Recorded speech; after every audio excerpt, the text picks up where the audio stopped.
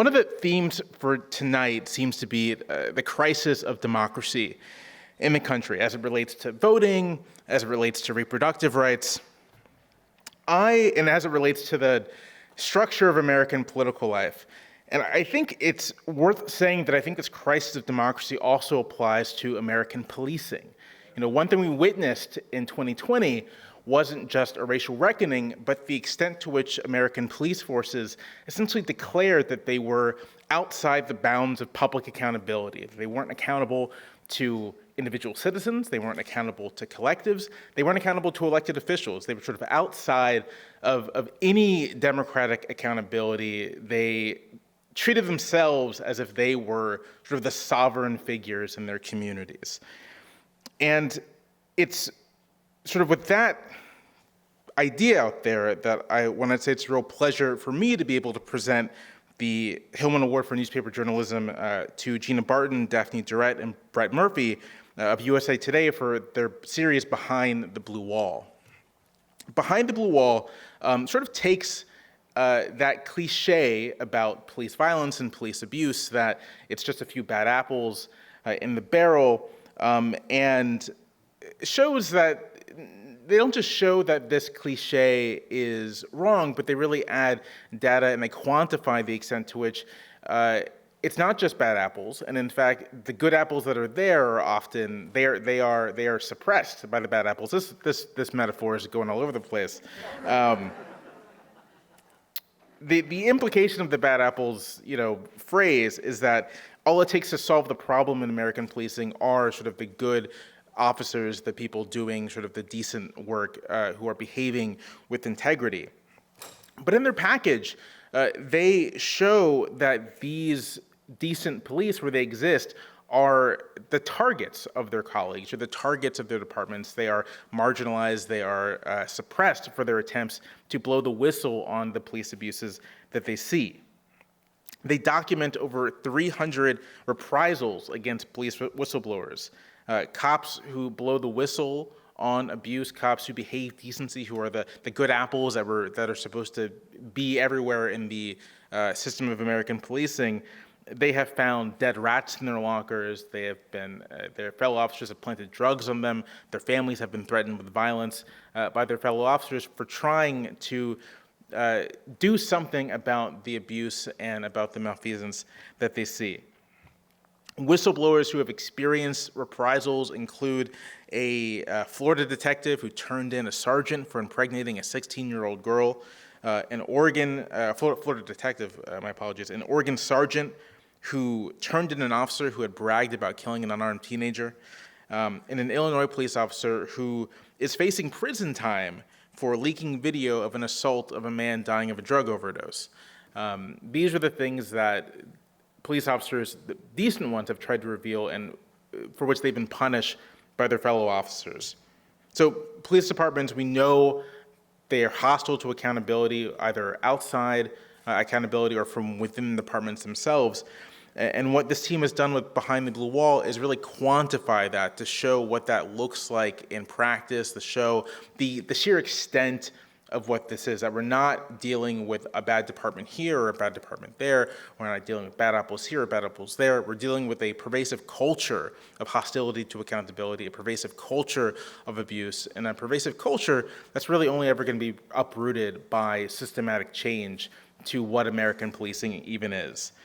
So it's with that I'm pleased and proud to present this award, and I'd like to welcome Gina and Daphne to the stage.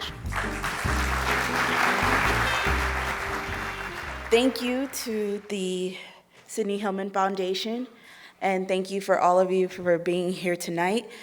I'm accepting this award on behalf of my colleague Gina Barton, and also my colleagues Brett Murphy and Jared Henderson, who couldn't be here with us tonight.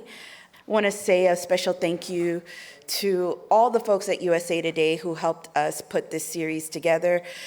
The names that you see here tonight are the ones of us that were out in the field doing a lot of the reporting, but it takes so much more than that to put a series like this together. It takes folks in storytelling, it takes folks, editors, layout people, a whole team of people to do that. And so this award is as much for them as it is for us. I want to say a special shout out to Nicole Carroll, the editor of USA Today, who's here in the crowd with us and came to commemorate this occasion. Thank you, Nicole, for being here.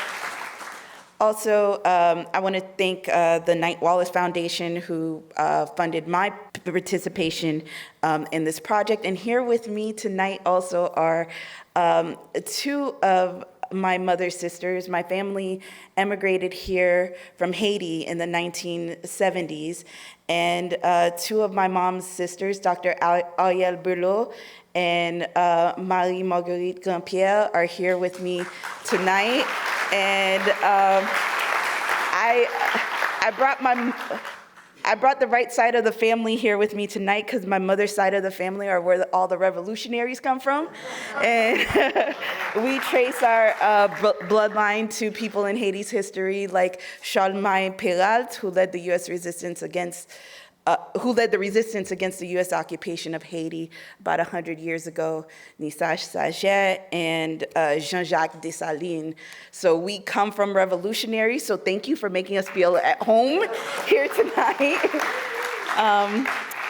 Thank you very much. And I wanted to, I didn't prepare a ton of notes here. I just jotted some things down on a piece of paper here.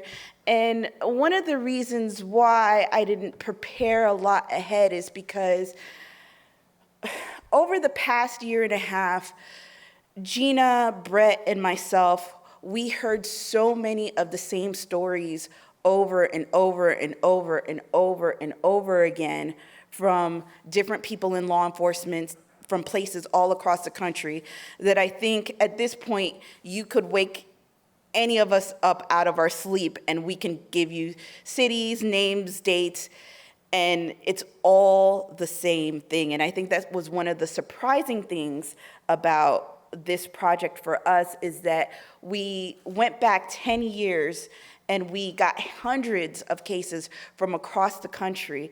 And at times for us, it was hard for us to distinguish what happened where, because a lot of the stories that we heard were so similar. And, we've been asked about this, we've done a few interviews and talked about the project. And the thing that I keep coming back to is what one of the folks that we talked to about this said to us. And his name is, I can't take credit for this. This is Dr. Lacey Davis, who told me this when I talked to him about this. And I was trying to get him to explain, why is it that a department with 2,000 officers has the same type of thing going on in terms of retaliation, even down to the words and phrases that whistleblowers get from department leaders. Why is the same thing happening in this 2,000-member department in a big city and a 3-member department at a sheriff's outpost in West Virginia? Why is this so similar?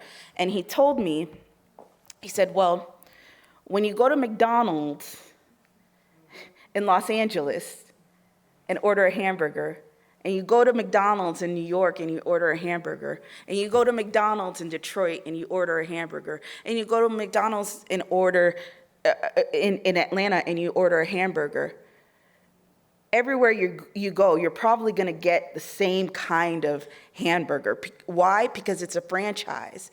It's by design.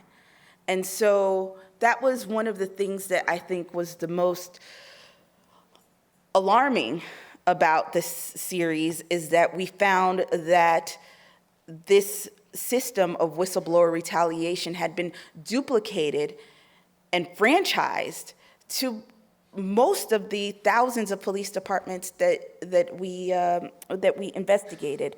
And early on in our process, as we were collecting cases, we had a meeting, and I remember, as we do on projects like these, there are meetings with the reporters and editors and other people involved in the storytelling, and we talk about what we have so far.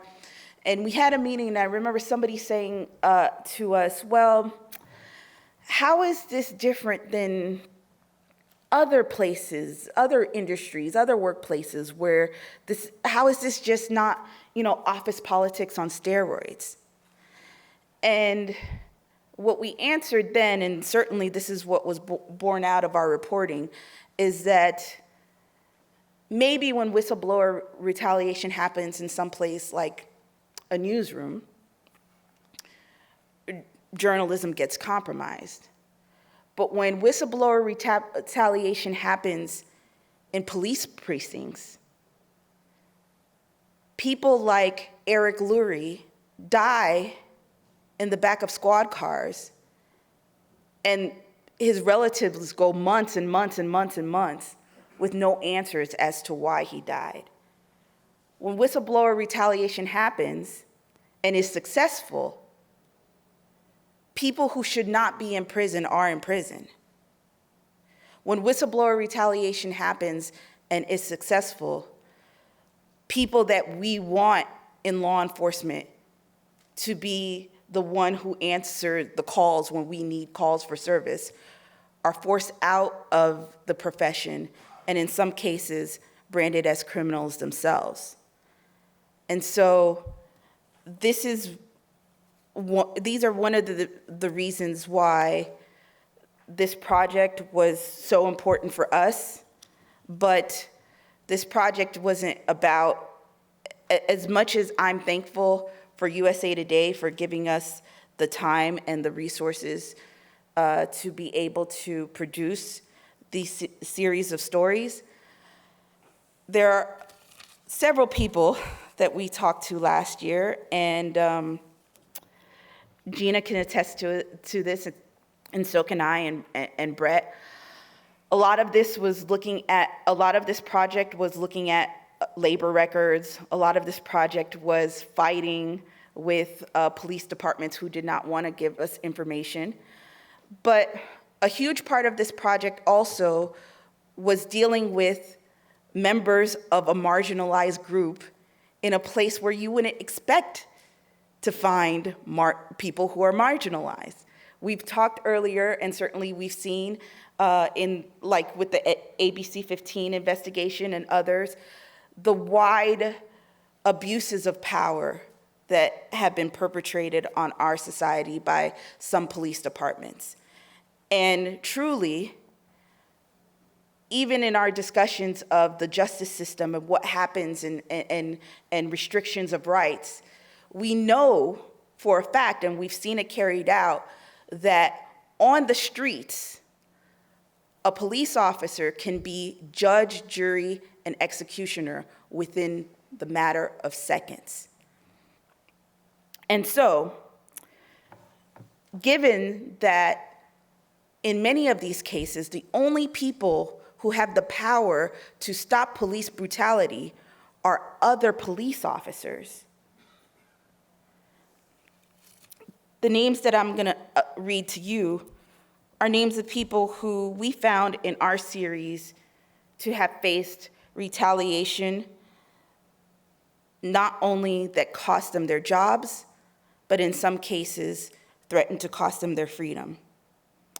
There's Scott McKee of Springfield, Oregon, Jeremiah Ardoin and Moses Black in Louisiana, Javier Esqueda in Joliet, Austin Handel and Brian Bolden in Dunwoody, Georgia. These and many other officers belong to, or in some cases used to belong to, one of the most powerful professions in our society.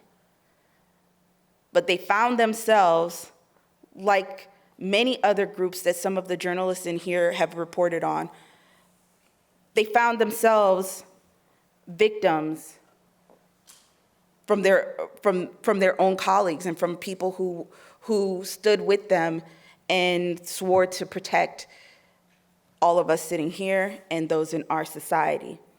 So I want to thank you again for this award, but we know that our reporting isn't done. We get calls, letters, emails on a weekly, almost daily basis from other officers who say that they've experienced the same thing. And we outlined some solutions in our series for how this can change. But the most important thing is for us, who are journalists in this room, to continue doing the work, to continue to push back against police narratives when it comes to officer-involved shootings and other injustices that happen in our society. And last but not least, I want to leave you with one officer who talked to me recently about some of what he'd been facing. Last year was a difficult year. I think I've heard more grown men cry to me on the phone last year than any other year in my almost 20 years as a reporter, because these officers certainly went through a lot and sacrificed a lot to give up to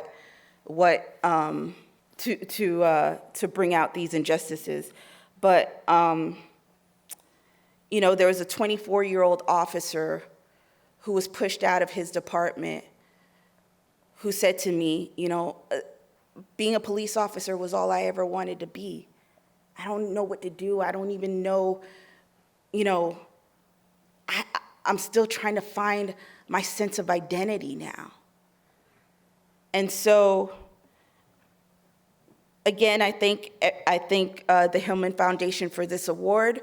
But again, I say that we have much work to do to continue to bring out these injustices and to continue to give a voice to police whistleblowers like that officer who talked to me that night, and many others who are still fighting against the code of silence in law enforcement. Thank you.